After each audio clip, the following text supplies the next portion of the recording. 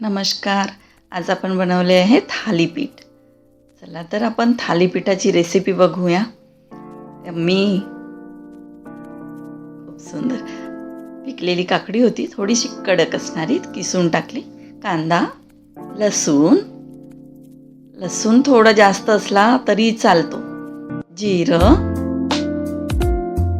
मिरची तुमच्या अंदाजानुसार घ्या, किती तुम्ही तिखट खाता त्यानुसार.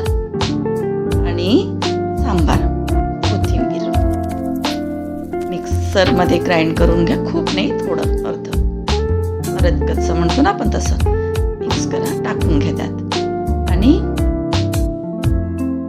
त्यानंतर तीळ थोडं जास्त असले तरी चालते. धनिया पावडर,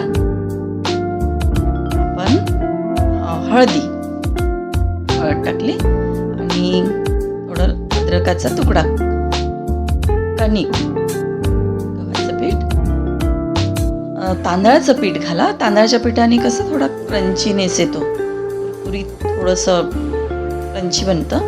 आणि बेसन टाकलं, थोडं मीठ अंदाजे चवीनुसार, मिरची पावडर. नंतर आपण तडका देऊ त्याला, म्हणजे मोहन घालू. आपण मोहन म्हणतो ना, तडका देऊ थोडा तेलाचा. यामुळे काय होतं ना, एक तांदळाच्या पिठाने क्रंचीनेस येतो आणि हा तडका दिल्यामुळे, मोहन घातल्यामुळे थोडा सॉफ्टनेस येतो आणि त्यामुळे त्याचं एक टेक्स्चर वेगळं तयार होतं, खूप सुंदर त्यामुळे लागतं. म्हणजे असं कडक वातड होत नाही. कांदा चिरलेला होता, तो कांदा पूर्ण टाकून दिला. जितका कांदा जास्त असेल ना तितकं चांगलं वाटतं.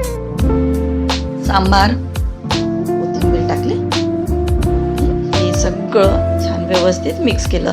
तेल मोहन घातलं होतं ना आपण तेलाचं, ते गरम असतं थोडं, त्यामुळे थोडं सांभाळू ना.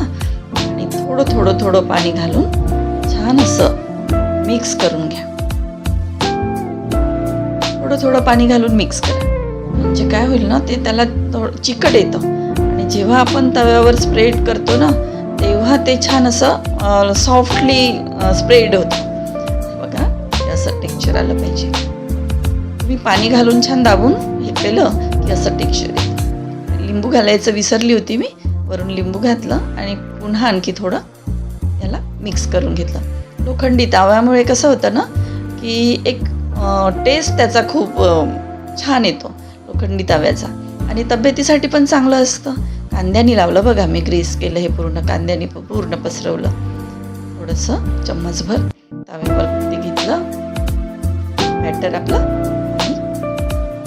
पाण्याचा हात घेऊन त्याला छान असं गोल आकार देत भाजत नाही. हात काही खूप हे नाही होत, त्रास नाही होत त्याचा. तुम्ही थोडं व्यवस्थित करा आणि मग त्याला झाकून घ्या. तेल सोडायचं थोडं वरून आणि असं पलटायचं. ठीक आहे, असं पलटलं की पुन्हा तेल सोडून त्याला तयार होतं. मग हे बघायचं, असं खाऊन बघायचं. इतकं यम्मी टेस्टी. तुम्ही पण करा आणि मला सांगा कमेंटमध्ये कशी वाटली रेसिपी ते. चला लवकर लाईक करा.